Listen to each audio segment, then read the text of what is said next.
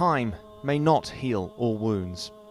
Families at a cemetery in the Ukrainian city of Lviv mark the start of a conflict that has cost them their loved ones.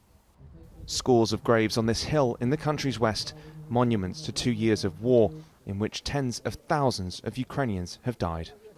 Andrei Koloda is just one of those who gave his life defending his country against Russia. He died less than 2 weeks ago.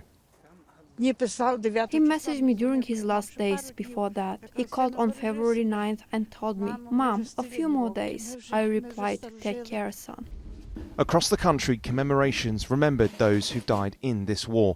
In the capital Kiev, President Volodymyr Zelenskyy was joined laying wreaths for the dead by leaders from Italy, Belgium, Canada and the EU.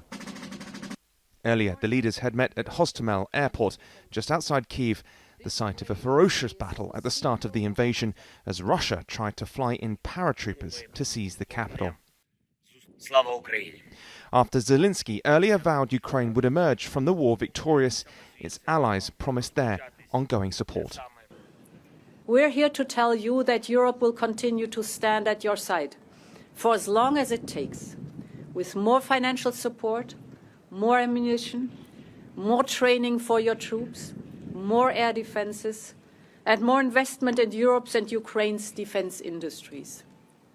Over the last week, pledges of support from Western leaders have been followed up by new defence spending agreements that will boost Ukraine's coffers at a critical time. New deals from Italy and Canada came in the wake of additional support announced by the likes of the UK, Denmark and Sweden this week.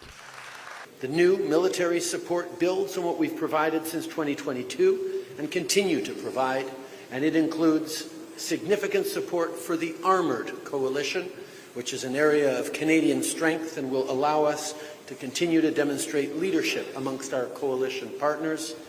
But Europe's spending power remains small compared to the United States.